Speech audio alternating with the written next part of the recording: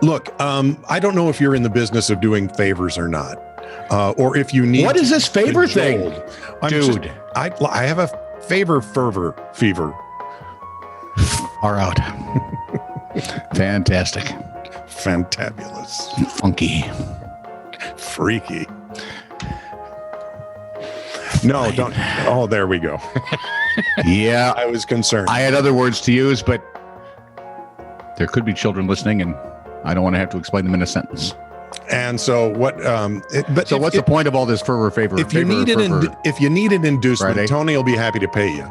You just send him an email, and the email comes at the end of the show, and you can send it to him, and he'll just forward tens of thousands of dollars to each person. If you will only like, subscribe, and or follow us on Google Podcasts, Pocket Casts, Radio Public, or Stitcher. Where are you? There you are. What?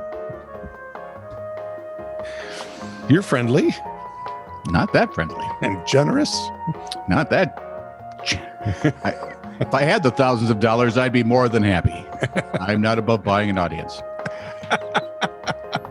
This is True, Really News with Scott Combs and Tony Vercanis. All the news you're about to hear is true, as far as you know. So let's see. Remember a while back we had Duck Boy shooting his gun and teenage girl bouncing a bear off a wall. Those are both in California. Yes. But stupid animal tricks can be anywhere. Yes, they can.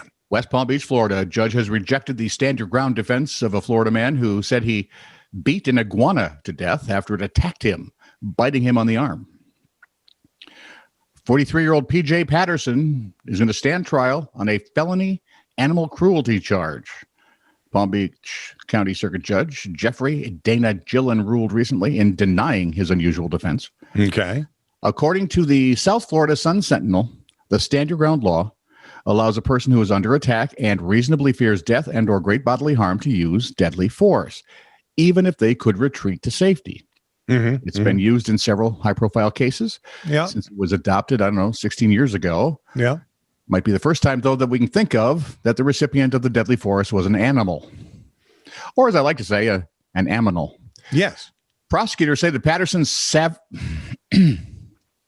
savagely beat, tormented, tortured, and killed the 3-pound iguana in a half-hour attack caught on surveillance video. Prosecutor Alexandra Dorman said that, quote, at no time was the iguana posing any real threat to Patterson last September, and he was, quote, not justified in his actions when he kicked his defenseless animal at least 17 times, causing its death. I'm torn between two reactions here. Okay. Animal control officials said Patterson tormented the animal, which is why it bit him, causing a wound that took 22 staples to close up, because they're iguanas. They can bite you. Under state law, people are allowed to kill iguanas because they are an invasive species, if you do it quick and humane. A necropsy, though, showed that the iguana had a lacerated liver, broken pelvis, and internal bleeding, which were, according to prosecutors, painful and terrifying injuries. But Patterson's public defender, Frank Vasconcelos, wrote that the iguana was the aggressor when it leapt forward with its mouth wide open and showing its sharp teeth in a threatening manner, and then attacked Patterson. Bleeding from his bite, Patterson kicked the iguana as far as he could. Patterson believed that the iguana could have injected poison into him. Thus, he rushed to incapacitate the iguana the best way he could in order to preserve its antidote. Oh, see, you already know, don't you? Iguanas aren't poisonous. Yeah. Iguanas typically run when human beings show up. Yeah. He's going to court. Judge Gillen rejects the argument. Could end up with 5 years in prison if convicted. Good. I did, by the way. That's animal cruelty at that point. I did go to my friend's house, by the way. Yeah. And asked his iguana what he thought. The iguana said? If these injuries were actually, painful and terrifying. Yeah. And the iguana said, nothing. It's an iguana. Yeah, you can't talk to him about it. Well, you can. They just won't answer. They're going to put you in a home. Right. Or you'll contract COVID and die. Anyway, go ahead. Turn of a phrase. She had more excuses than a pregnant nun. Better. He was as crestfallen as a crested egret whose crest had fallen off. Okay, that one worked a little hard to go anywhere, but okay. Yeah. Her face looked like a Pekingese trying to understand French. I love that idea. Is that racist? No, I don't think so. What, against the French? No, the Pekingese people. Oh, there aren't any Pekingese people that I know of. Well, there are apparently iguana people, so.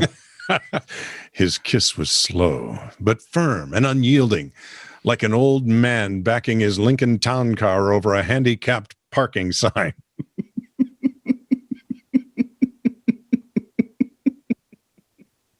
So, that boy's got or girl has a future right there. Yeah, right. And this is my favorite. It was like Schrodinger's cat. Or was it? Oh. Ladies and gentlemen, we are amongst genius. Excellente. And fun. Your turn. Yeah, I know. I'm trying to. Do you want the golf course story or the wallet story? I think I want the golf course story. You probably do. Okay.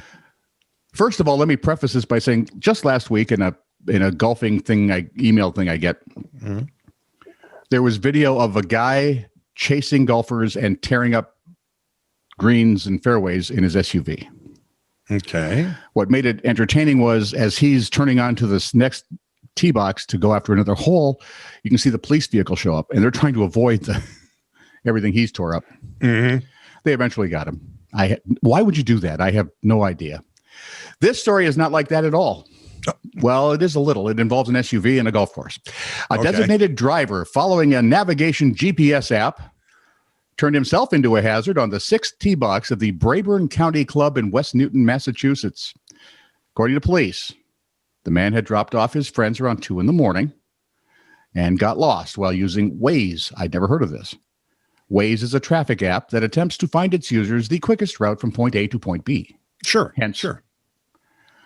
So the route the driver selected took him near the Brabourne Country Club, up a dirt road towards the course's maintenance area, and actually out onto the course. In the police report, it was pitch black out when he was driving and took one of the turns too wide and got stuck. The result?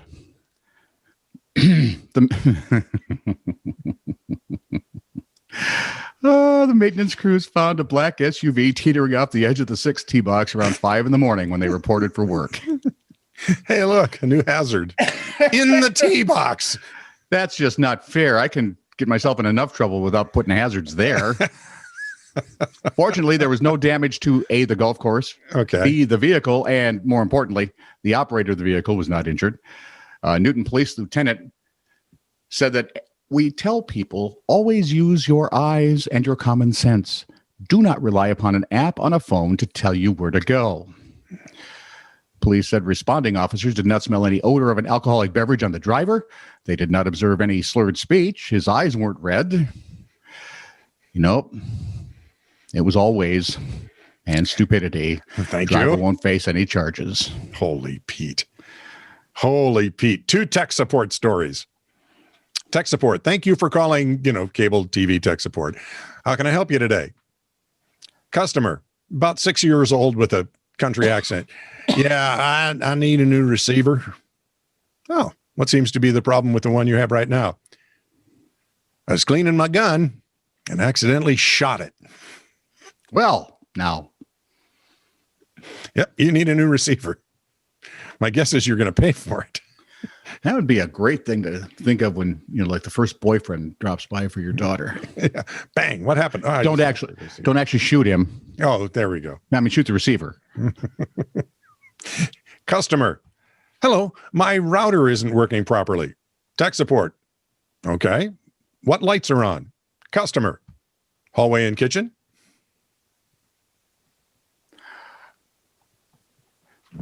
Do we need every light in the house on? Do you pay the electric bill? I don't think so, young lady. Wow, we are a stupid species. This is true, really news. Send email to TiTR@netradio.network.